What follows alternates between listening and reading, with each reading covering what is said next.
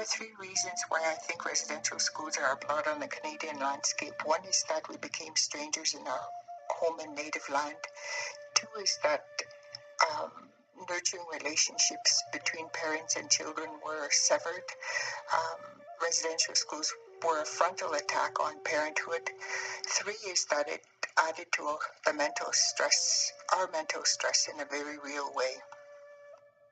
I was raised by parents who never had a childhood, and they didn't have any parents as role models. So we were vulnerable children, and a lot of us were abused ourselves as young children. And I also realized at that point that one of the people who abused me in my family had been a residential school survivor, a family member, and I understood why now, why I was abused. The stories of Indigenous peoples are rooted far back in Canada's history, before Canada was established and before Canadians started to inhabit this land. However, some stories claim a dark history in Canada's past, particularly those of residential schools. To what extent were the impacts of the residential schools felt in the Indigenous peoples community, and how or how not is the government attempting reconciliation towards Indigenous peoples who are sent to residential school? In order to understand clearly how residential schools became a part of Canadian history, I first researched what residential schools are and how they were originally formed. When European settlers inhabited Canada, they brought along the assumption that their standardized way of living was the pinnacle of human achievement, as sourced by UBC Indigenous Foundations. They felt the need to civilize Indigenous peoples and interrupted the culture passed on from generation to generation using education, a federal responsibility, as a primary means to their ideals. The decision to set up residential schools in Canada came from Prime Minister John A. Macdonald. He had previously appointed a journalist politician, Nicholas Flood Davin, to investigate industrial schools for Indigenous people in the United States. Upon his recommendation to follow the U.S.'s example of aggressive civilization, he announced the public funding of the residential school system. In 1920, under the Indian Act, it became mandatory for every Indigenous child to attend a residential school. The first residential school in Canada was formed in 1880 when the Canadian government created an extensive school system designed to educate Indigenous peoples by learning English, adopting to Christianity to visualize Canadian customs. Although the objective to educate Indigenous peoples were clear, there was an equally explicit objective to strip Indigenous cultures and force natives to morph into the more dominant cultures of Europeans. The government believed that the key to Indigenous peoples surviving in the quickly modernizing society was to, as commonly referred by, killing the Indian in the child. Aboriginal children were not allowed to speak their native language, were forced to abandon traditional practices, and could not keep their traditional identities as simple as keeping their long hair. They were forcibly separated from their families for periods over 10 years and could not acknowledge their heritage and culture. If any children were to break these rules, they were severely punished. Survivors of the residential school have spoken of extreme abuses, mental, physical, and sexual, under church administrators who they lived under. Although not explicitly mentioned, it was induced that the children of the residential schools would then pass on this lifestyle to future children, resulting in a gradual decrease of Indigenous traditions, and eventually complete abolishment in the later generations. Overall, 150,000 First Nations, Inuit, and Métis children all over Canada, with the exception of Newfoundland, Prince Edward Island, and New Brunswick, were removed from their community and forced to attend residential schools. The last residential school, the Gordon Residential School in Saskatchewan, closed in 1996. Now that I've understood what residential schools are and how they were formed, I can now analyze the first part of my inquiry question. The causes of the residential schools were detrimental, and without doubt had numerous consequences to the first indigenous peoples community. What changes are noticeable before and after in the indigenous community? To what extent does the impacts of the residential schools continue to be a prevalent issue in today's society? Firstly, many immediate disruptions among the indigenous community were observed. Residential schools were responsible for a generation of loss of culture and language, severing of indigenous families, and removing the identities of indigenous peoples. Because most were brought up without the proper nurturing of their family, starting as early as 5 years old, they did not possess the skills and attributes to raise their own family in the urban areas of the land. Furthermore, they often found themselves distant and removed from the indigenous culture, but didn't fit in with the dominant European culture either. This resulted in discrimination from both sides of the society, and many survivors were stuck in a cycle of poverty and had very low self-esteem. This low self-esteem, instilled into many indigenous peoples through the school system, often manifested itself into self-abuse. The book Aboriginal People of Canada quotes that between the ages 10 to 44, the leading rate for mortalities from self-abuse was 40%. This is not all. Many long-term effects of the Residential School Act is still felt today. The effects of the residential schools are not only seen in survivors of the schools, but in descendants who are raised by survivors as well. This includes transmitted personal trauma, compromised family systems, and a long line of culture and language which remains forgotten. An example is Lorena Fontaine, quoted in the beginning of the video.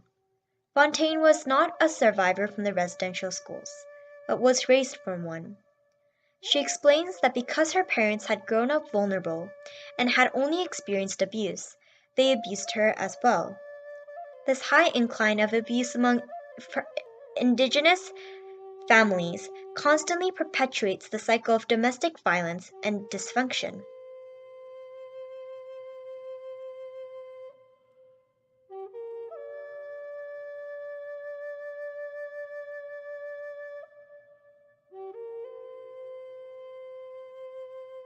At first, it was unimaginable to think of Canadians as people who destroyed culture and language, tradition and heritage.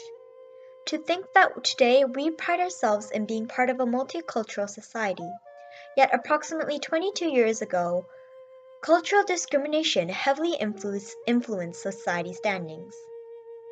I think that I can never say the Residential School Act was right and fair, even by the values of the 19th to 20th century. Nobody can justify the horrible crimes committed by the government towards Indigenous peoples, and albeit the dominant values of the 19th century were that white men topped any people with color, many non-Aboriginal Canadians have never heard of the residential schools and their mistreatment of the different ethnicity. From the perspective of myself, who respect our current values, a big part of Canadian identity being multiculturalism, it is even more difficult to understand the residential schools and their purpose. However, current news still reports the Pope refusing to apologize for the Church's role in residential schools, and once again we can recognize that this is still a current issue. I believe that we must understand how relevant this issue is to modern society, and although we can't turn back time to prevent history, we can apply current values and standards to try and amend our mistakes. And in some ways, the government, as a representative, has been attempting reconciliation towards Indigenous people survivors. In 1996, Phil Fontaine, the then leader of the Association of Manitoba Chiefs, called for victim compensation from the churches involved in the Residential School Act. The government convened a royal convention, and many Indigenous people told the commission about residential school experiences, which non-Indigenous peoples have never heard of. At this time, there were still a couple residential schools that remained running. In 2005, the Assembly of First Nations filed a lawsuit against the Canadian government for the long-lasting harm inflicted by the residential schools. In 2007, the federal government formalized a $2 billion as a compensation package and agreed to pay individual survivors $10,000 for their first year and $3,000 for every year after they have been enrolled in the residential schools. Today, it remains the largest class action settlement in Canadian history. 1 year later, on June 11, 2008, Prime Minister Stephen Harper delivered a public apology for the government's involvement in the residential school system and to acknowledge the impacts on Aboriginal communities. Two primary objectives of the residential school system were to remove and isolate children from the influence of their home, families, traditions, and cultures, and to assimilate them into the dominant culture. These objectives were based on the assumption that Aboriginal cultures and spiritual beliefs were inferior and unequal. Indeed, some saw it, as was infamously said, to kill the Indian in the child. Today, we recognize that this policy of assimilation was wrong, has caused great harm, and has no place in our country. Despite this, Indigenous communities are still facing losses and mistreatment from the Canadian government. According to the Manitoba Justice Institute, the residential schools have laid the foundation for the epidemic we see today of violence against women and girls in Indigenous communities. The missing and murdered Indigenous women and girls crisis is still fighting for justice and acknowledgement even in 2018. Historical significance. The definition of genocide stands the deliberate killing of a large group of people, especially those of a particular ethnic group or nation. There is often a common misconception that Canadians have little bloodshed on their land. It could be due to the image we try to present to the rest of the world. And in our little bubble, cultural genocide is not a word often associated with Canada, much less under the international law. However, this remains untrue, based on my research about residential schools in Canada's history.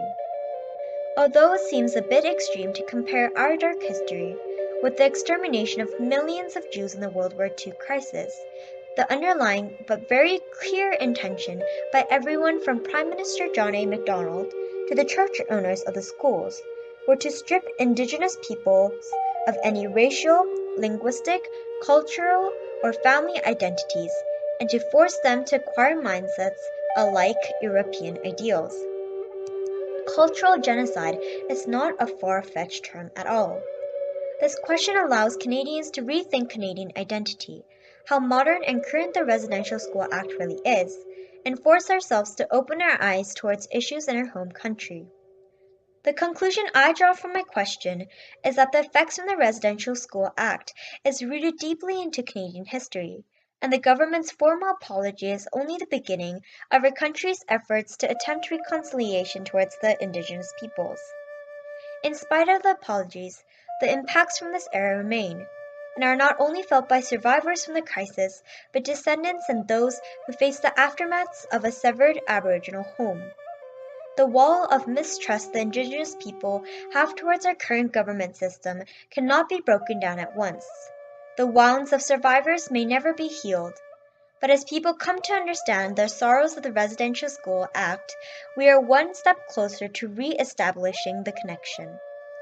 As a non-Indigenous person living in Canada, I will continue to explore the history of Indigenous peoples and build an understanding of how events of the past shape Canadian identity today.